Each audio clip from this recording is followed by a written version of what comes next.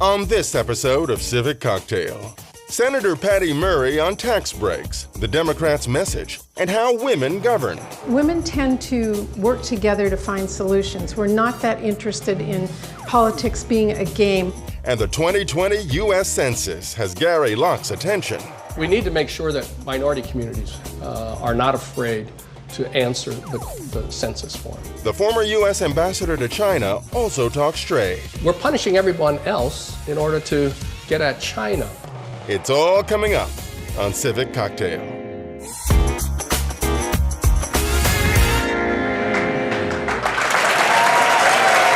evening, everyone, and welcome to Civic Cocktail.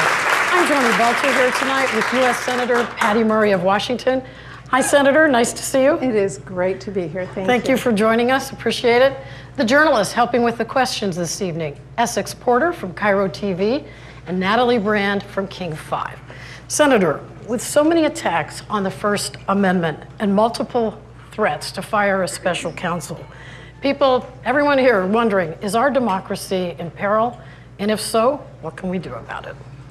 You know, I hear a lot of discussions about that and how important our democracy is, and what I believe and what gives me strong hope is that this is the most participatory I have seen our country in a very long time.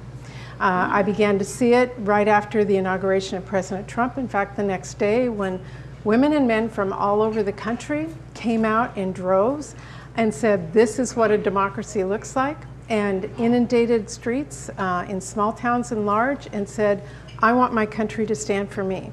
I've seen it when we were fighting the health care repeal by the Republicans, and literally hundreds of thousands of people told their stories, very personal stories about what health care meant to them, and fought back. I saw it when Secretary DeVos was nominated to be Secretary of Education. And as we now know, this administration doesn't vet their nominees very well. I heard something about that. And as the top Democrat on the Education Committee, it was my job to do that. And I looked at her resume and went, oh my gosh, she has said so many things about we should not have public education, and that we should have a voucher system, and we should only have religious schools. And I thought, how am I ever going to fight back against this? And this country stood up and spoke in hundreds and hundreds of thousands of people who said, this is not what we want for our public education system. So I see that loud and clear from then until the Parkland students, where people are standing up, speaking out, and saying, I want my country to work for me. So I feel pretty good about our country right now. Do I feel good about a lot of the policies that are coming out? The divisiveness, the hate rhetoric, putting people down? No. But our country is standing up against that. That's what makes me feel good. So let's talk about EPA Chief Scott Pruitt here for a second. Which is more concerning to you? The ethical violations, which are numerous, or the policies, which basically amount to a failure to regulate key industries? I don't think that's a choice. I think both of them I find extremely troubling. What are you most concerned about with Scott Pruitt? I am concerned about the ethical violations, about his misuse of taxpayer dollars. Tell me why the administrator needs to have security like he is building a phone booth in his office that's secure, really. I mean, who doesn't want a phone booth in their office? I mean...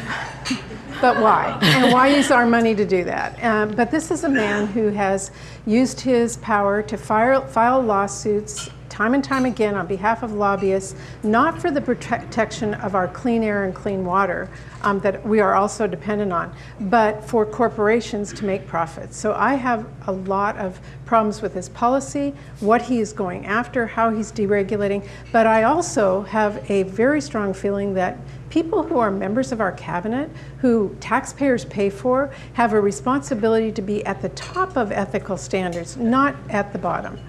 So for the policies, if we could address those for a second, how long will it take for some of the regulations that he's calling back to actually to be noticeable, that we'll have, you know, a less clean environment? Well, you know, over time, we all know that the impacts on our environment are felt, whether it's more kids with asthma because of clean air, whether it is what happened in Flint with the water and more communities facing those kinds of issues, to the clean coal plant rule that he has rolled back that means our air will be more polluted, or the Paris Climate Agreement, which he was an instigator of telling the president not to be a part of. I think we should all hear what President Macron from France said when he came to Congress last week and addressed a joint session of Congress, when he said, "There is no planet B." And very good I point, think that is an excellent point, and one that Pruitt and this administration need to think about. So you've been out in the state, you said, when you first arrived here this evening. What are you hearing about the tax cuts? Are they as bad as the Democrats say? I saw some polling that said, that sagging, the support for those, which wasn't very high to start with, but is now just like 27% of Americans think that the tax breaks are a good idea. But aren't some people benefiting from these? Well, there are some people benefiting for them, and the theory that the Republicans pushed in pushing this, and by the way, this was done, they took no input from Democrats whatsoever. It was done in a very expeditious manner. There wasn't any time to review it. The bill, when we voted on it, actually had scribbles in the margin of legislative language because they were making errors, and they voted on it and sent it out just without even scrutinizing the policy. They were so bent on saying we did a tax cut. You know how much it cost? $1.8 trillion. Now, okay, so the people that benefit from this tax cut, they said it would trickle down to the rest of us. Seen this movie before, it doesn't happen. And we have already seen that the vast majority of tax cuts that have gone to corporations, they are not using to reinvest in our economy. They are using it to buy back stocks, which only benefits Wall Street and the stockholders. And by the way, a lot of them are foreign investors. So that money is not coming back into our economy yet. There were some tax cuts for middle income people, 1 time, 2 times only, and in our state we really got hurt because we have benefited from writing off our sales tax and deducting it, and we can no longer do that. So I haven't talked to anybody that has said, wow, I got a great benefit just out not of this. feeling it yet. And we will all pay for it. This is a huge problem in the future when we have to pay back this debt. So record numbers of women are running for office up and down the ballot. I saw a number, I'm sure it's out of date by now, but 309 women running for the U.S. House alone. Yeah. That's like the whole place almost. I think they like that. You were elected in 1992, and that was called the Year of the Woman. Yeah. So what's this year called? Yeah, so before I won my seat to the Senate, there were only 2 women in the United States Senate. And when I won, we became 6, and that was considered the Year of the Woman. I will tell you, it was stunning to go back to the U.S. Senate. And I ran because I watched the Clarence Thomas hearings and saw the Senate panel where there wasn't any woman there in the Senate to ask Clarence Thomas the questions I would have asked him. And I thought, gosh, who's speaking for me? So that's what motivated me to run. And since that time now, we've grown to 23, but that's not half. And the good news is that just about every committee I'm on, there are other women who bring up issues that would not be brought up, frankly, if we weren't there. Women tend to work together to find solutions. We're not that interested in politics being a game like we'll get this next year. So we want to get things done, and that's good. But I still am in an amazing number of meetings and rooms where I'm the only woman there.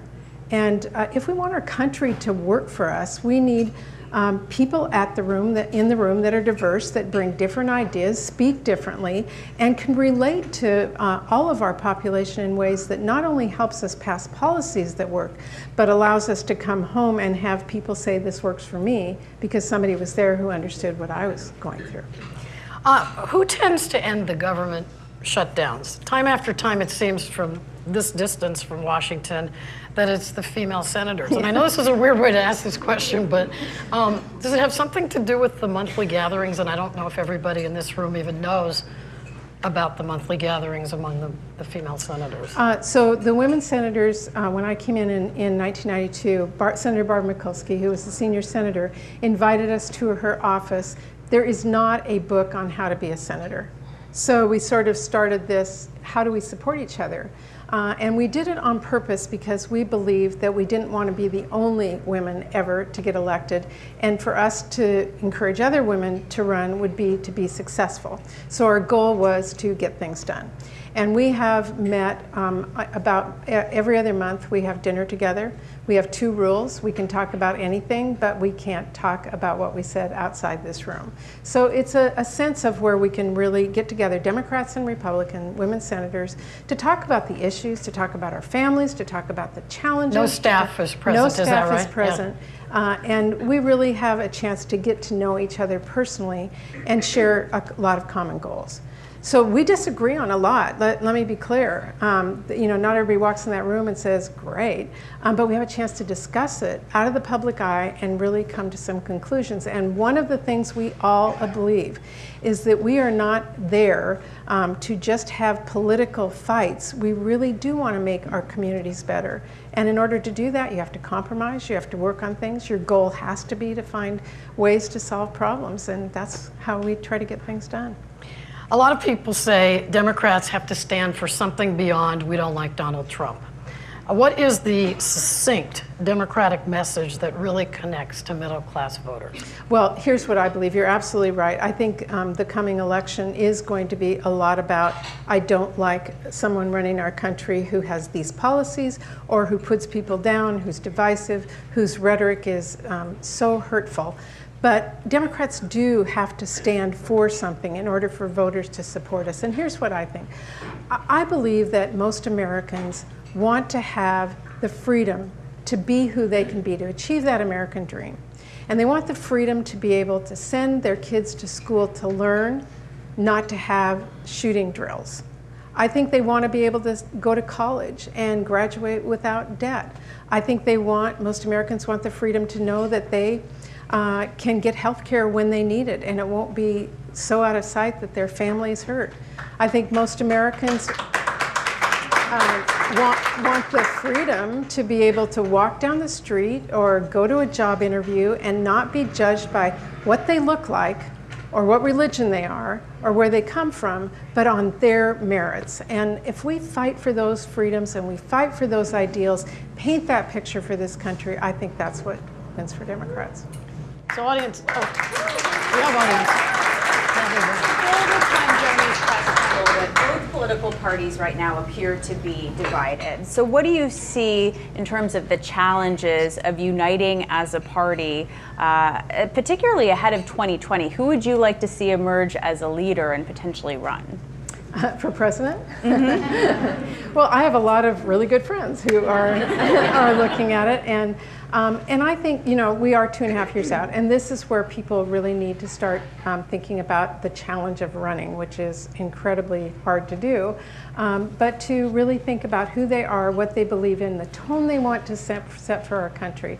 And I think there is going to be people we don't even know about yet that will run. So I'm reserving my judgment and seeing who's out there, and there's really great people. Am I worried about my party being divided? My party desperately wants to make sure that the American people, whoever they are, have the ability to achieve the American dream. And I think we have different ways of getting there, different policies, but we're talking about the policies I just articulated to you. Access to college, affordable health care, the ability to be able to be recognized as an individual in this country no matter who you are. We may have different ways of getting there, but those are the ideals that unite us, and I believe that's the ideals that will bring us together. Essex. We shouldn't let the moment pass without asking if you perhaps would put yourself forward in that presidential race. You are one of the nation's more senior. In honor of my absolutely fabulous family, I will answer that no. I love what I do. All right. Wanted to ask about something you've been working on in the Senate in recent weeks, recently passing sweeping legislation addressing the opioid epidemic and passing that through the Senate Health Committee, a very important milestone. There are 2 drugs that local providers told me about that are very effective at treating opioid addiction. They're methadone and buprenorphine. They say that providers can easily prescribe these drugs just for pain, but there are very tight restrictions if they want to use them to treat addiction. What can be done about that? So that is one area that needs to be addressed, and you're talking about medically assisted treatment for people who are addicted to opioids. And there's more and more scientific research showing that that is one way to really help treat people. And we do have a problem today where not enough providers have access to be able to prescribe it. But that would be so shortchanging the discussion about how we deal with the opioid and addictive crisis in this country by just focusing on that. We need to deal with how people got addicted in the first place, how medicines are prescribed, what to do with the excess of medication. We need to deal with a new drug called fentanyl that is coming in to stop it before it comes into our borders. We need to have treatment centers that are open. I was today with moms and dads who were addicted as teenagers, one of them because he was in a car accident and was prescribed opioids and became addicted, another one because her mother was a crack cocaine user and she knew no other way. They come from a lot of different areas. But these were parents whose children were taken away from them and put into the foster system, and what got them cured was the wanting to have their kids back. But our system doesn't work today to help them get their kids back. So we're talking about a crisis that is so broad, and there's no easy solutions, and that's why Senator Lamar Alexander, a Republican, and I introduced and passed legislation out of our committee last week that addresses a wide scope of areas, including getting better access to Medicaid-assisted treatment. Audience, hi. Hi. Hi. Thank you so much for being here, Senator Murray. I think you're doing a great job personally. So with every major city in the U.S. facing homelessness, an increase in homelessness, and now it sounds like HUD is considering raising the subsidies, or I guess lowering the subsidies, raising the rents in federal housing.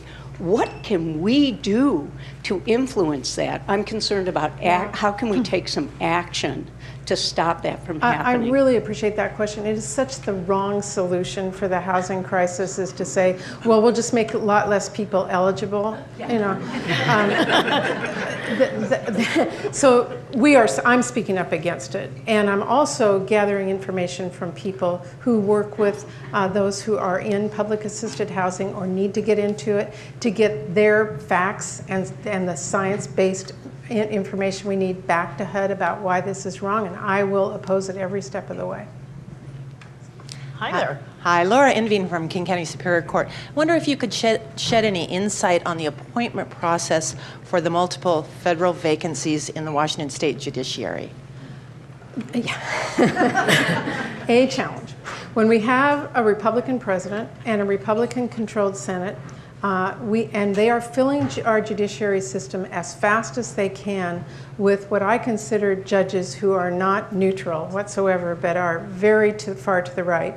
I have been working extremely hard in our state for the vacancies that we have to respect the tradition that Slade Gorton and I started many years ago, where our recommendations for judges are based on a bipartisan commission that interviews the candidates, sends 3 of them to us as a delegation, we interview them and send them to the White House. And I have told them innumerable times, don't just pick your friends, Mr. Trump, and send them over to us, because we have a tradition in Washington State that we're going to respect. They are listening now, and I am working with them, and I am hopeful that they won't do what they've done to some other states and try and go over the top of us. So former Health and Human Services Secretary Tom Price said this week that repealing the individual mandate for Obamacare is going to increase prices. Now you tell us. So now what do we do about that? So I am so disappointed in this administration because they couldn't repeal Obamacare. What they have done is in numerous administrative steps to make it not work so they can come back and say, see, it didn't work. So not making CSR payments. They, in the tax code, they repealed the individual tax mandate, so the risk pool is much smaller, which raises the cost for everybody. They are putting out plans and allowing plans to be adopted in states that are really junk plans. They don't cover anything, which is not okay under Obamacare, but they're putting all these new regulations out. And as a result, in this country, we will see prices go up, and we will see more bear markets next fall when insurance companies put their prices out as a direct result of them trying to say Obamacare doesn't work. That makes me furious. That's, that is so wrong-headed. So we have been working on our side on a number of proposals to make healthcare work better. Changing the tax subsidies so people qualify and they don't drop off immediately and have to pay more. Banning the junk plans totally so they can't do that. Reinstating the CSR payments and other steps. And if we get the majority back, that is what I will be working on.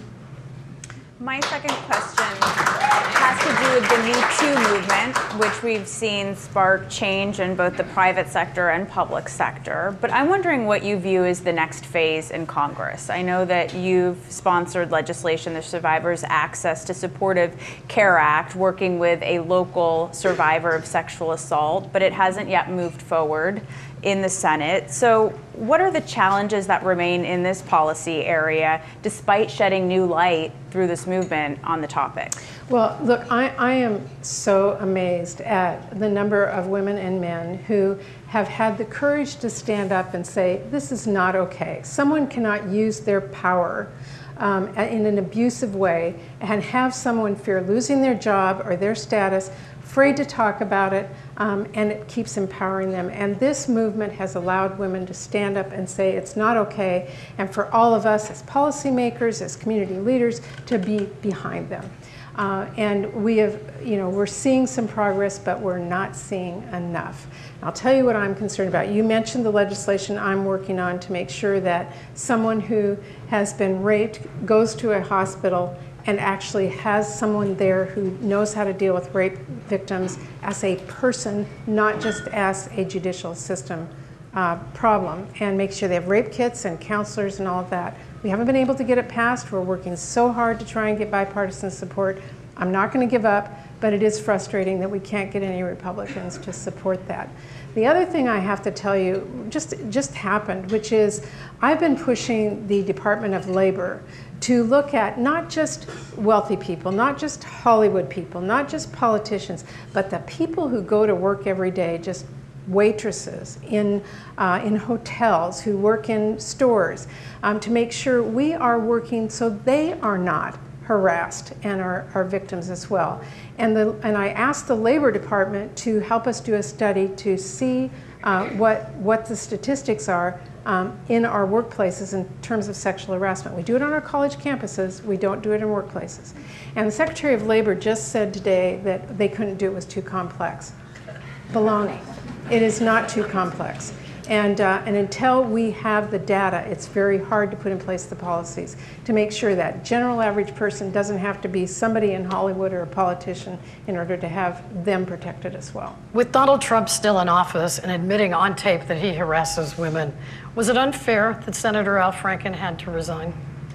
It's always easy to talk about somebody else. It isn't easy when it's someone you know well. But it was very clear that there were a number of women who had come forward. There was a lot of evidence, and I think he did the right thing in stepping down, because we can't protect our own. That's not what this is about. And he did the right thing. Does that excuse Trump? No, absolutely not. We need to make sure all people in all places don't have the power over someone else. Take you back a few years. During the Bill Clinton impeachment, you told your Senate colleagues, and I'll quote what you said at the time, "The founders did not establish the impeachment process to punish a wrongdoer. They established it to protect America." Considering what we're seeing from Donald Trump, is it time to engage the impeachment process now?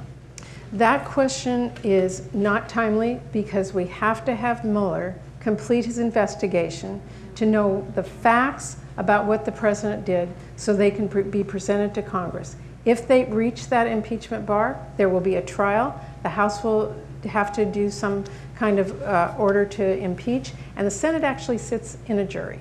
So it will be my job to be the jury in that case, should it happen. But we cannot move to that until we have the facts. It is a jury case like any others, essentially, and until we have the a Mueller investigation completed and we have the facts behind us, it is not the time that we should move forward on. But do you see that the president may, as many see, that the president sort of confessed some of the things about obstruction of justice when speaking with NBC's Lester Holt, for example, or telling the Russian ambassador? Do I think this is totally frustrating? Yes. But for all my friends who want to rush impeachment, I will just say Mike Pence.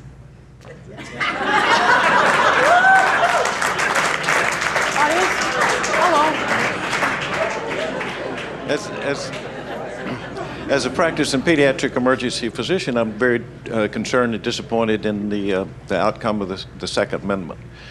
As in 1994, the Dickey Amendment removed funds for research on firearm injury and would not allow funds to be spent for firearm advocacy or gun control. So for the last 14 years, we've been working to try to get research back in.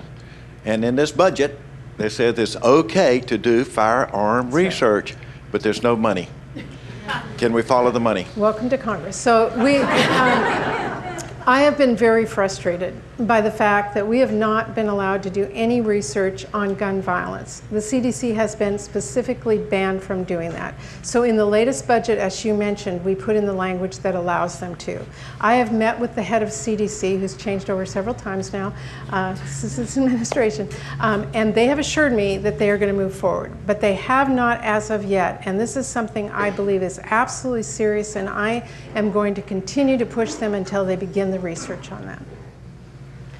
Speaking to that point, the Parkland kids watched Congress act like it was really concerned and it was going to do something about improve school safety, and then nothing happened. What do you say to those school students? I bet you've met with them. I have met with them. And people throughout our state who've worked on this issue. I've met with the Parkland students. They are amazing, to their credit. I have met with the students here who have been organizing, and I would say to them what I say to everyone: do not give up. And when people tell you you can't do something, it's because they're afraid you will. That nothing ever happens overnight. It happens because a country changes and a culture changes and voting patterns change, and this is something that's going to take a while, and I'm in it with them. How often do you feel like Sisyphus rolling a rock up a hill? You know, you think you've got control of something in Congress, only to hear some new sort of wild-eyed thing that your party has to kind of marshal its forces and work to combat. How often do you feel like that? I think the hardest thing about my job right now is not paying attention to the president's latest tweet and having it divert us. Do you do that? Do you honestly do that? You don't pay attention? Yeah. I can't. I would never get anything done if I read all of his tweets, but I think it's advice for all of us. He uses his tweets to divert us from the attention of what he's actually doing. I'm focused on what we're actually doing. So my producer says you can ask a really quick question and you can give an even quicker answer. Sure. Thank you, Senator. I totally agree with your earlier comment that we live in an age of a very vibrant democracy, which is encouraging. I think that one of the features of that democracy is outrage. That's what's driving a lot of participation. What are your suggestions about what we in Washington can do to help keep the engagement high but turn down the anger? That is such an important point. It's sort of the don't get mad, get even philosophy. And it's what started me in politics many years ago when our state legislature defunded the preschool program my kids were in. I didn't go home and yell. I went home and I called every parent I knew, and I got them to call their parents, and we organized 13,000 parents, and we went back to Olympia and inundated every single committee hearing until they reinstated the funds. You have to work. Democracy takes work. It takes people being actively involved. It takes us working with other friends and telling other people and getting them involved too. And what makes me feel so good right now is people aren't sitting at home and yelling at their televisions. They are getting out and might be yelling at this television. But they are getting involved. And even if you don't agree with everyone, their voice is important. It's important to listen to the people with you. It's important to hear what motivates those people who aren't. And I hope that our country moves to a place where we respect all voices and begin to listen again. So we have been talking with Washington Senior Senator Patty Murray, and we're coming right back with former Washington Governor, former U.S. Commerce Secretary, and former U.S. Ambassador to China, Gary Locke. Thank you.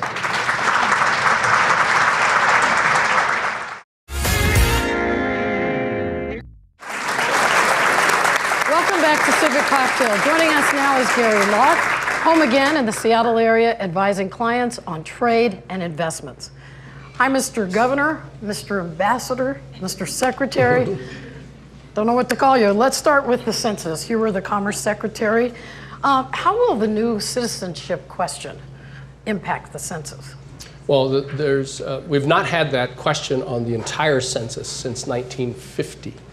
And given all the law enforcement and the attitude of the Trump administration in going after people who are here not documented, basically illegal, there are going to be millions of people, even by the estimate of the Census Bureau and the Secretary of Commerce who administers it, Mr. Ross, that millions of people simply will not fill out the census form.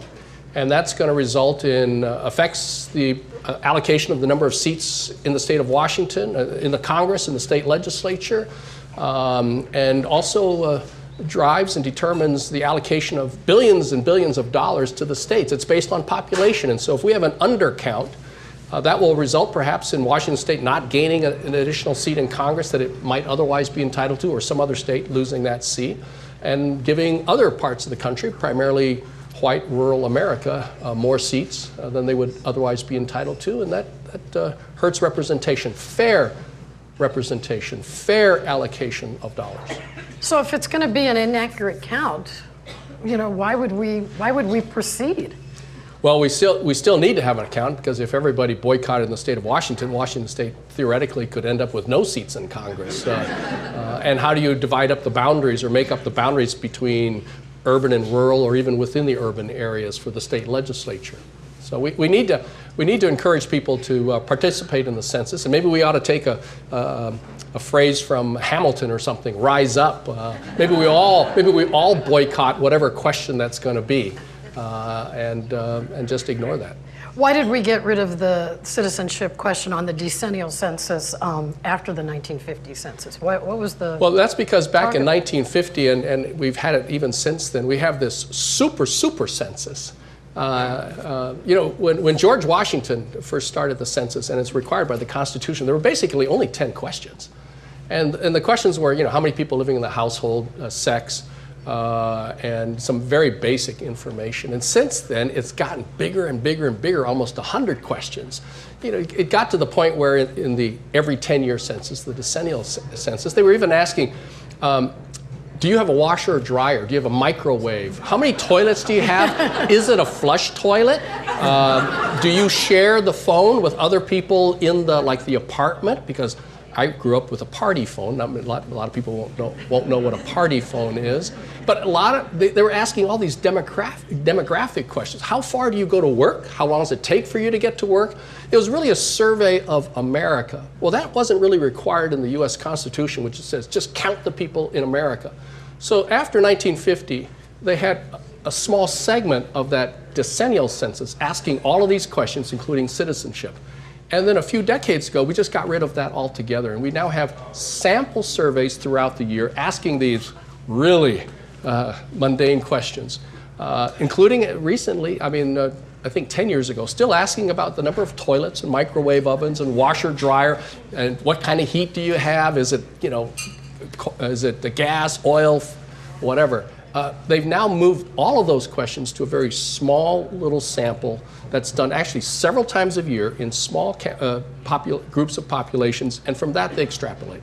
But we do collect information on citizenship in these census surveys. In what they call the American Survey, right, along with what's your education level and things like that. Are those reliable? It's fairly, this is something for statisticians, but they think that it's fairly reliable. Well, why is it okay to ask the citizenship question in the American Survey and not in the census? Because it's not binding, it's not required, there's no penalty if you don't participate, quite frankly. Technically there is a penalty, but nobody enforces it. And it's not going to affect the dollars that your community gets. It's not going to affect whether or not you get the right seats in Congress that you're entitled to. It's not required by the U.S. Constitution. The U.S. Constitution says we just count the number of people living in America.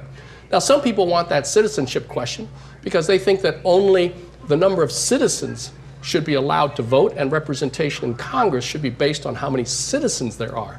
Well, back in 1790, when we had the very first census, we counted everyone, even if they were legally never allowed or could never possibly vote. We counted the number of slaves. We actually had this rule of 3/5. For every 5 slaves there were, we counted them as 3 individuals. All right? That was the rule of 3/5. Clearly, they were never going to be able to vote under our laws at that time, but we counted them anyway. And so for those who say we should only count citizens and only the citizens should therefore be used in determining the seats of Congress or the state legislature or whatever, baloney. That was never part of the original intent of the founders of the Constitution. So a lot of people are really upset about the idea that we would be asking the citizenship question and chasing people away and affecting representation and federal dollars. I think it's a very blatant political move, quite frankly. How so? Well, you're going to depress the number of people in urban areas among minority groups, and a lot of the minority people in urban groups are from traditionally Democratic states, and so Washington may not get as many members of Congress, and maybe Iowa will get one or keep its members of Congress, because what happens is the number of members of Congress is set. So if one state gains because of an increase in population, another state will lose. So what can citizens in this audience do about it? You were hinting that a little bit earlier, like perhaps not answering something, but, please elaborate on that. We need to make sure that minority communities are not afraid to answer the census form. And we need to figure out ways in which they can answer it, because they're deathly afraid of people coming knocking on their doors.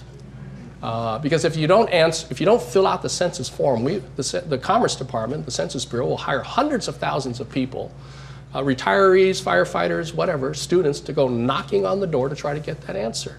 And that's what they really fear, because if you could have some people saying, "Ooh, I think this person's not here legally. I'm going to report them to INS." How much of that does go on? Is it a real fear? Is it's fair to worry about that? It's a fear, and it doesn't matter whether it's real, based on substance or not. There are privacy laws. The Commerce Department does not share the information with the FBI or immigration, but. We've heard a lot of assurances from other federal agencies, and you see all this cooperation in other cities between local law enforcement and immigration officers or customs and border people. And so there is a fear, and that, justified or not justified, it is there, it is real, and therefore it will depress the number of people answering the census. And that's going to ultimately hurt the community. Audience, if you want to join us, please start to line up, or the time will run away. We won't be able to ask questions, so please do that. Gary Locke, as former ambassador to China, what do you think of the president's tariffs on steel and aluminum, and will they work? Well, I very much oppose the imposition of tariffs. I mean, the tariffs were really aimed at China, but China right now, only 3% of the foreign steel coming into the United States right now comes from China. So we've imposed this worldwide set of tariffs on aluminum and steel. It affects Mexico, it affects Japan, South Korea, the EU countries, Australia, a lot of our closest allies. And so we're punishing everyone else in order to get at China. And but now but the objective was to bring back the steel industry in America. By raising the prices of all foreign steel coming in, that would make the higher prices of American steel closer to the foreign steel and therefore more competitive. It was a campaign promise. Is it realistic? It sounded well. Then he turns around and gives exemptions to almost everybody. So the steel coming from coming from Korea, which is a big supposedly offender of low-cost steel prices, will be exempt. So steel coming from South Korea will not face the tariff, which is a surcharge or a tax. From Canada and Mexico, as long as they agree to renegotiate NAFTA and some other countries. Europe was supposed to be hit with these tariffs. It's been postponed. They've said that they're going to retaliate. So I don't think it's getting at China. So I just think it's the wrong way to go. That's excellent. I mean, we actually have more serious issues with the trade and economic policies of China. And if those are, and it's primarily the forced transfer of technology to Chinese companies. So many sectors of the Chinese economy are off limits to foreign or U.S. investment, whether it's cloud computing, whether it's natural gas, or excuse me, oil and gas exploration, whether it's in financial services. And so so some of those are completely off limits, no foreign participation at all. Others have requirements of saying that American companies, foreign companies, can't own more than 50% of an enterprise. And so you have to have a partner with a Chinese company. Let's say Microsoft wants to do cloud computing. They have to partner with a Chinese company. And then you share your technology and your trade secrets with your partner. And after a few years, they've learned it all and they don't need you as a company. And they can go off on their own and compete against you. And that does happen. That's what you were explaining that to me, because I didn't really understand originally how the technology was stolen or transferred. Secrets or transferred or however you want to phrase it. But it's because of this keeping American companies at 49%, right? Right. And then, of course, but there are no limits on foreign investment in the United States. I mean, Alibaba can offer cloud computing services on their own in the United States without having to have a partner. Chinese companies can be involved in oil and gas. They can set up financial services, insurance, et cetera, without those restrictions. So it's not a level playing field. If that's our concern, we should really address those. Maybe we should impose the same restrictions on Chinese companies investing in America. And in fact, it's a complaint around the world. So maybe all of the Western countries should band together and say, hey, you don't allow our companies to invest in China, or if we do invest, it's under very strict conditions which force us to share our knowledge, et cetera, et cetera. That's not fair, and maybe we're going to limit your investment in our countries as well. The United States has sent a trade delegation to China this week. Here's how the New York Times describes them. Instead of a single point person with a clear set of demands, the White House is sending 6 trade and economic officials with differing ideas on how to approach China and who are deeply divided over the desirability of a trade war. So my question to you, with that as a delegation, has the U.S. already lost the trade war? It's going to be incumbent upon those key players, from the Secretary of Treasury, Secretary of Commerce, to the trade representative, and to some of the president's advisors. Some are more in favor of globalization, but realizing we have problems. Others think that we should just not do anything with China. We should block all their stuff coming in. We should impose 50% tariffs on any Chinese goods coming into the United States. The challenge is, who will speak for America? And do they have a common negotiating position? Otherwise, we'll get picked apart. We'll get picked apart.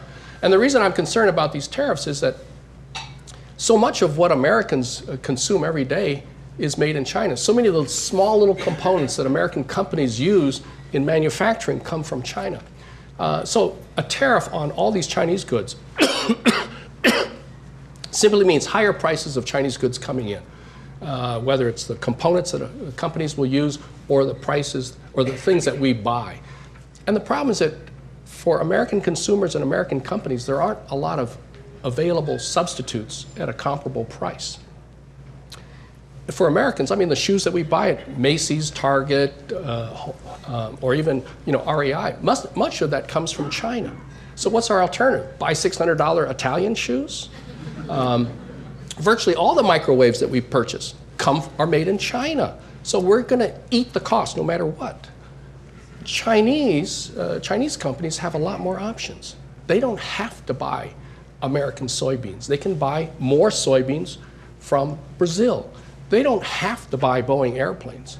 I mean, there's a huge backlog of Boeing airplanes that have been ordered by the Chinese companies, but next year, maybe they order more Airbus.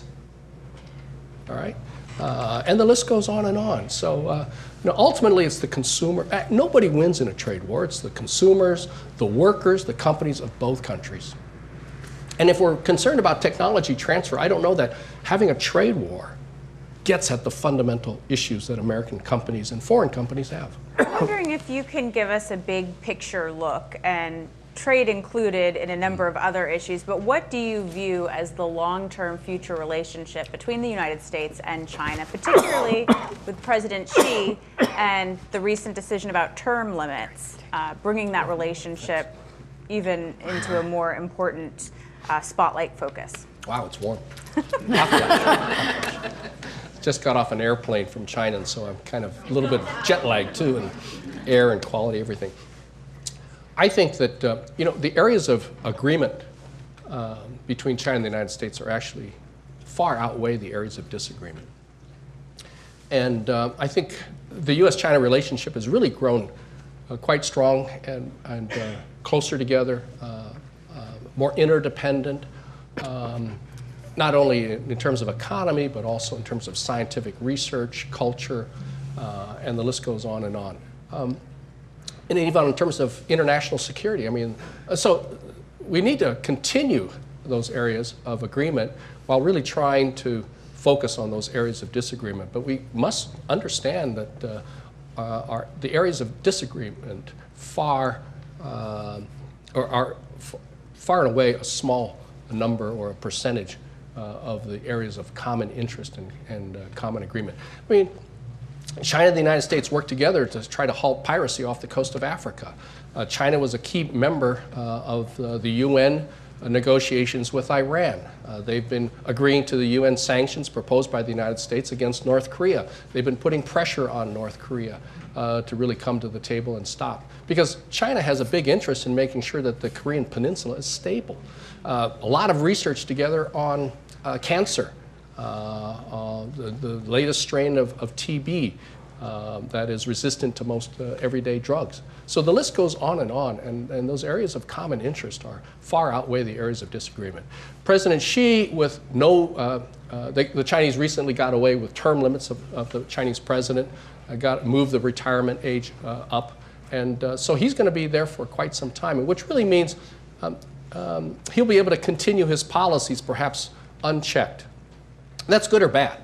I mean, if you're looking for economic reform, then he'll be able to continue to push that through, and the bureaucracy knows that they can't outweigh him, and the special interest groups know they can't outweigh him or outweight him.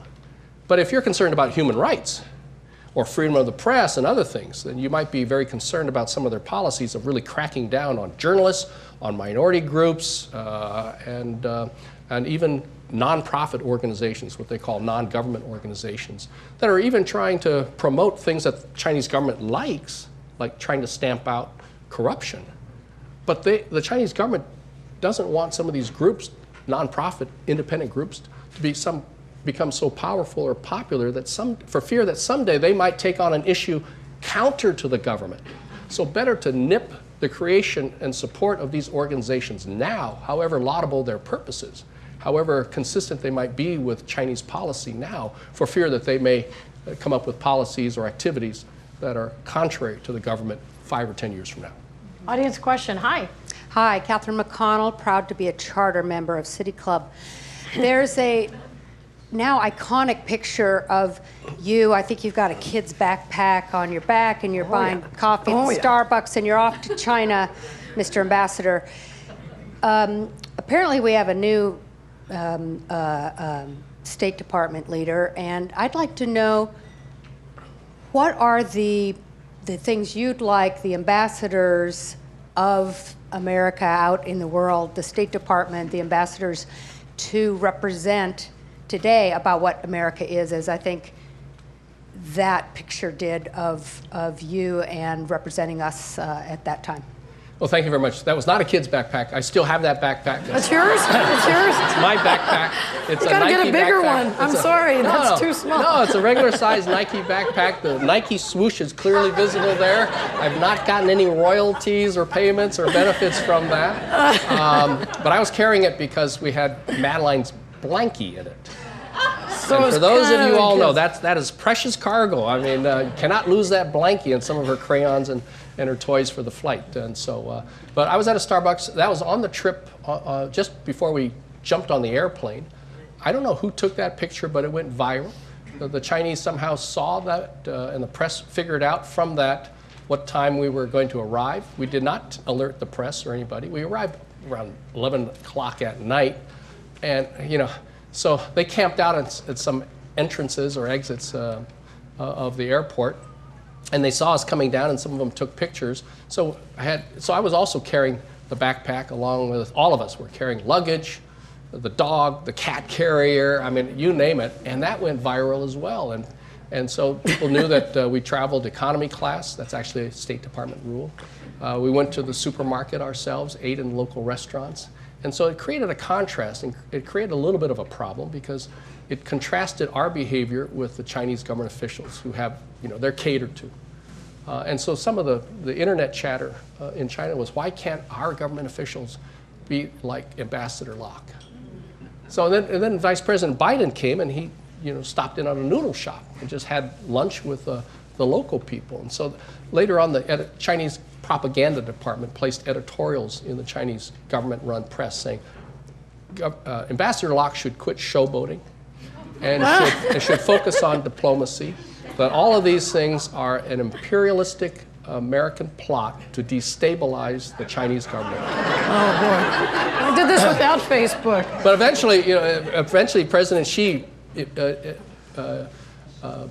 enacted similar policies, cutting down on banquets and everything, and lavish fares and treatment, and having to travel economy plus. So. Governor, a trade war could hit Washington State perhaps more harshly than any other state or any other place. What can we do to protect our businesses? Well, if we have a trade war, that's going to be very difficult. Like I said, the Chinese don't have to buy as many Boeing airplanes in the future. Washington State cherries, Washington State wheat, Washington apples, and the list goes on, would be subject. And I was on a panel with Congressman Newhouse the other day, and he was very upset with the proposed, or the Chinese retaliation already on the U.S. tariffs on foreign steel, and that has had an impact on agriculture. And so there's not much that we can really do because we don't know what the retaliation will be from the Chinese, especially if President Trump goes ahead not only with the $50 billion that he's proposing because of his complaints about the forced transfer of American technology, but he's proposing an additional $100 million on top of that, $100 billion on top of that. We don't know the full list of what Chinese products will be subject to those tariffs coming in, but it's going to be virtually everything. And then we have to wait to see what the Chinese response will be, because they're definitely going to retaliate. They're definitely going to retaliate, just as the EU has said that they will retaliate against the tariffs, the steel, aluminum tariffs imposed on their producers. Audience, hi. Hi, could you talk a little bit about China's interests and role in North Korean negotiations? Well, they're very concerned about what's happening on the Korean Peninsula because they don't want the whole thing to fall apart. They're not concerned or worried that North Korea will somehow fire nuclear weapons at China. They're more worried about the United States and North Korea getting into it and what will happen to the Korean Peninsula. And so that's why they've been really trying to push the United States and North Korea for many, many years to engage in negotiations and discussion to lower the rhetoric.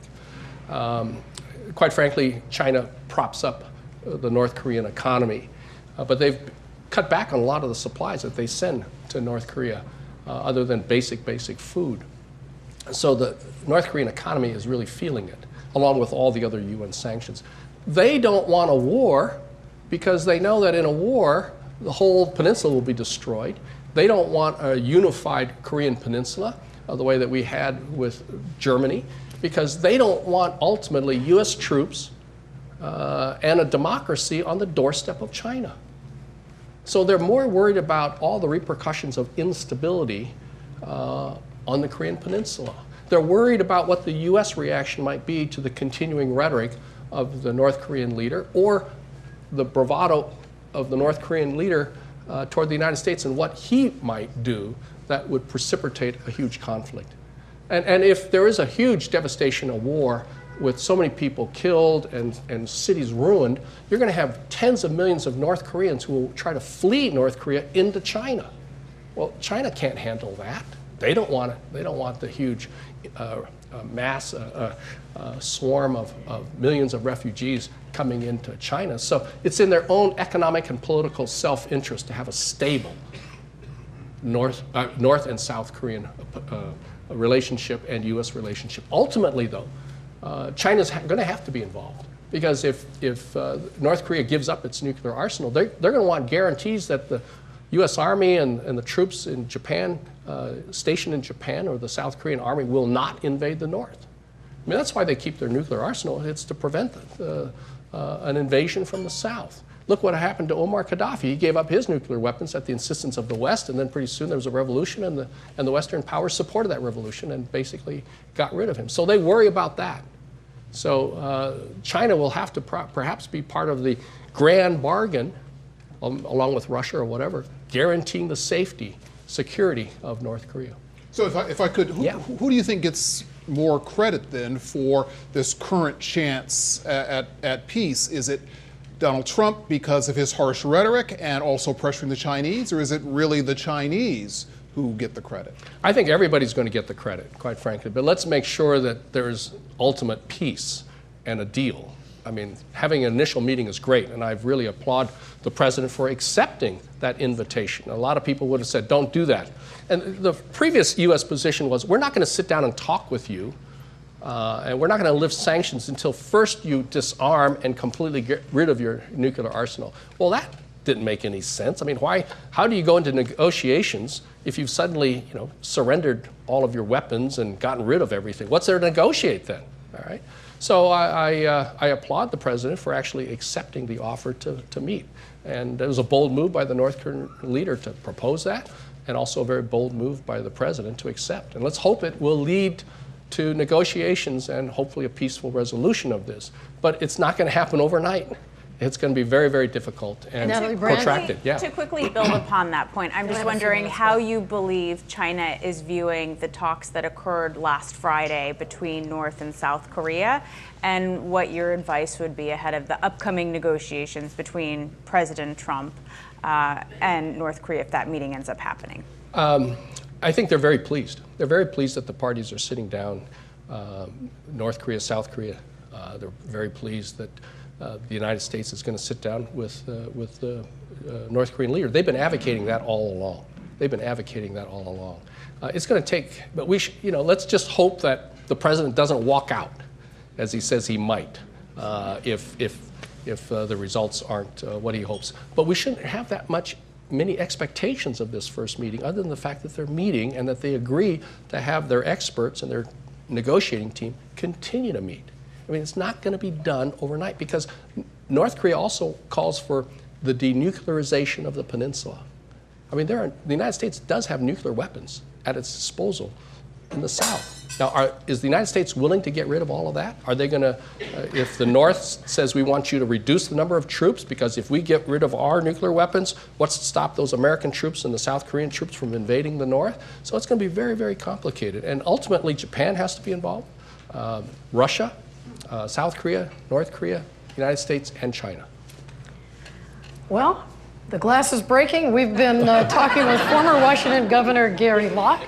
We return in June to discuss the Seattle head tax, the Amazon tax. Thanks for watching. Thank you. That was good.